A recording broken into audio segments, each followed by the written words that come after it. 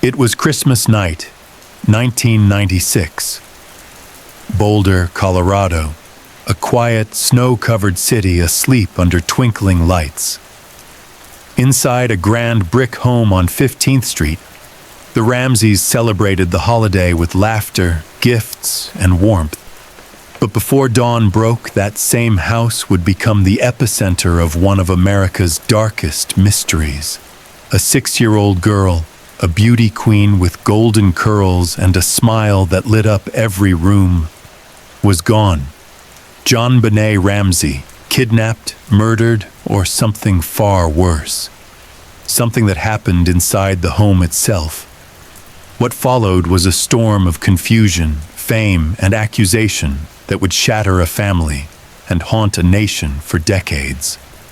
This is the story of JonBenét Ramsey, the case that refused to die. JonBenet Patricia Ramsey was born August 6, 1990, in Atlanta, Georgia, the youngest child of John and Patsy Ramsey. Her father, a successful businessman, was president of Access Graphics, a computer services company that had recently hit the billion-dollar mark. Her mother, Patsy, was a former beauty queen, Miss West Virginia 1977, known for her charm, poise, and southern grace. Together, they had built the picture of the American dream, a beautiful home, wealth, influence, and 2 children. Burke, age 9, and JonBenet, their little princess. JonBenet's world was filled with tiaras, sequins, and spotlight. From an early age, Patsy guided her into the world of child beauty pageants, and JonBenet thrived. She loved to perform. Her confidence and charisma made her a star in the circuit. But behind the glamour, there was something unsettling. Neighbors whispered about how young she was to wear makeup, to be paraded on stage. Critics questioned the culture that sexualized children for competition. But to the Ramseys, it was innocent fun, a bonding experience between mother and daughter. They had no idea that JonBenet's fame would soon turn into tragedy. December 25, 1996. The Ramsey household was buzzing with post-holiday joy. They'd spent Christmas evening at a friend's dinner party, returned home around 9:30 p.m., and tucked the kids into bed. The next morning, December 26th, everything changed. At 5:52 a.m., a frantic 911 call was placed from the Ramsey residence. Patsy's voice trembled through the line. "We have a kidnapping. Hurry, please. There's a ransom note. Police arrived within minutes." They found Patsy in tears, clutching a 2.5-page handwritten ransom note left on the back staircase. It was long, too long for a ransom note.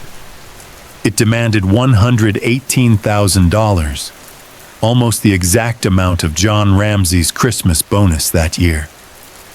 The author claimed to be part of a small foreign faction, warning the Ramseys not to contact authorities or your daughter dies, but something felt off.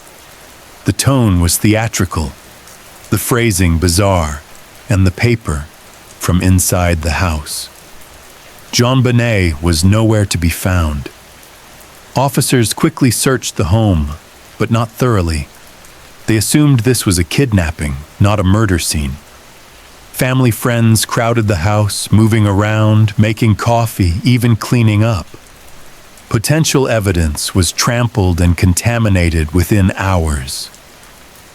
At 1 p.m., Detective Linda Arndt asked John Ramsey and a friend to search the house, from top to bottom.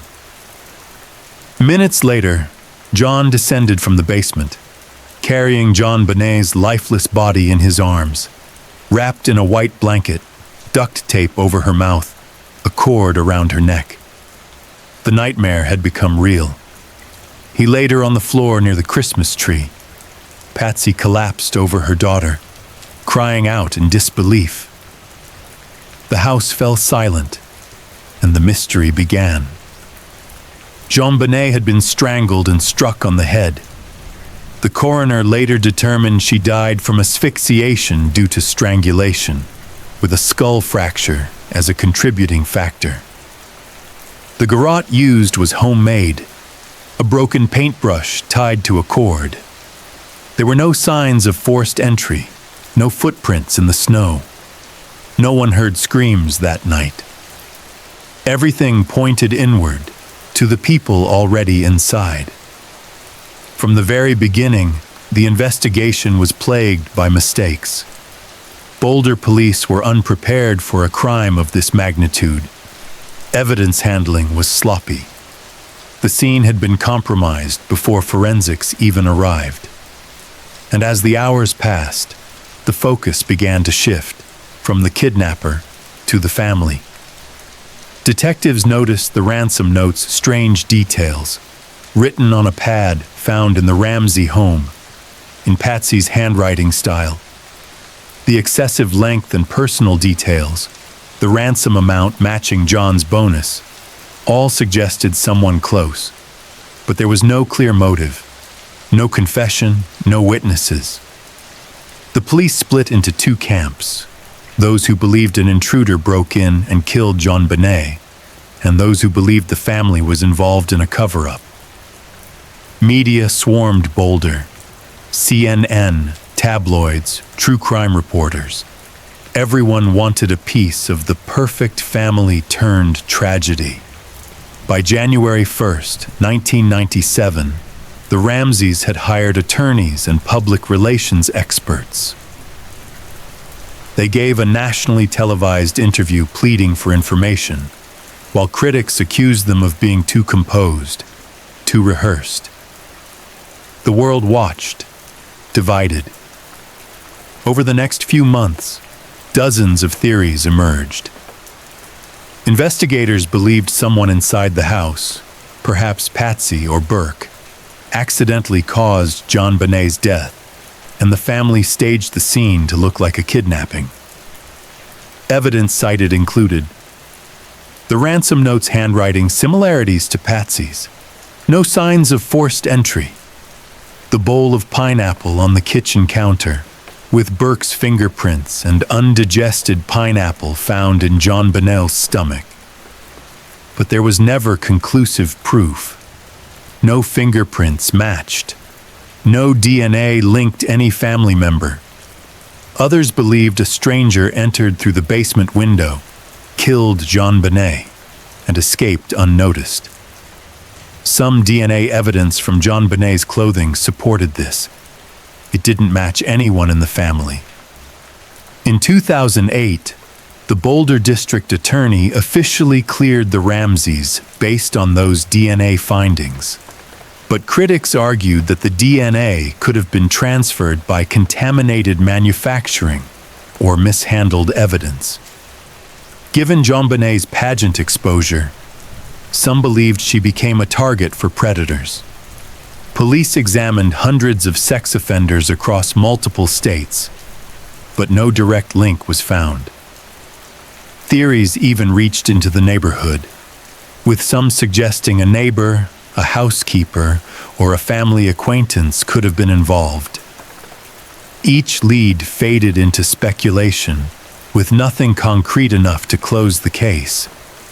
The JonBenet Ramsey case wasn't just a tragedy. It became a spectacle. Headlines painted Patsy as a pageant mom gone too far. Talk shows debated whether the family's wealth gave them protection. Tabloids accused, defended, and destroyed reputations in the same breath. JonBenet's image, bright-eyed and smiling in her tiara, became one of the most haunting faces in modern crime history. The case also changed how America viewed child safety, media ethics, and the power of public perception. The Ramseys were never the same.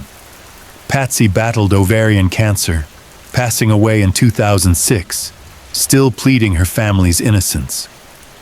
John Ramsey rebuilt quietly, remarried, and tried to move forward.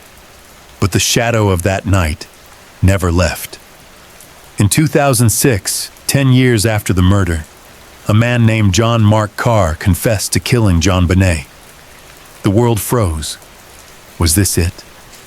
But the relief was short-lived. His DNA didn't match, his timeline didn't align, and his confession was full of inconsistencies. It was another cruel twist. False hope in a case already drowning in speculation. Later, new forensic testing in 2016 again pointed to unknown male DNA, renewing interest, but offering no answers.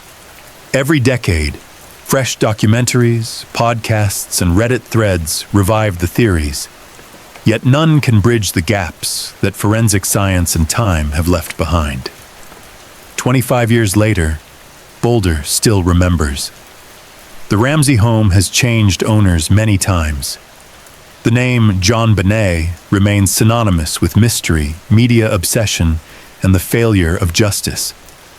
Technology has advanced, DNA testing, genetic genealogy, AI reconstruction, yet the case remains open.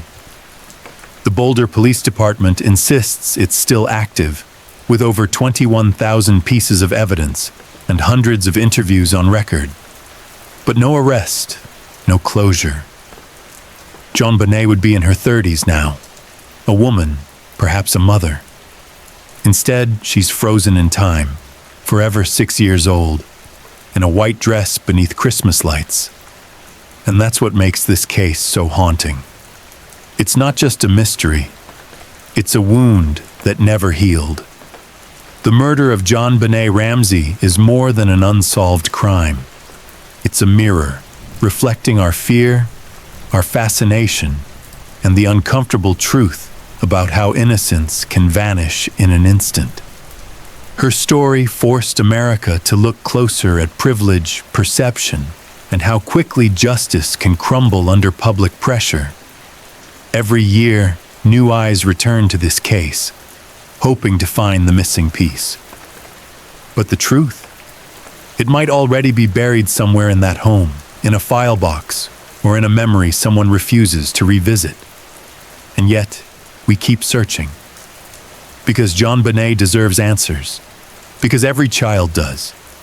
If this story moved you, don't let her name fade away. Share her story. Keep asking questions. Because one day, maybe, the truth about what happened in that house on Christmas night will finally come out. And when it does, we'll all have to face what's been hiding in plain sight for 25 years.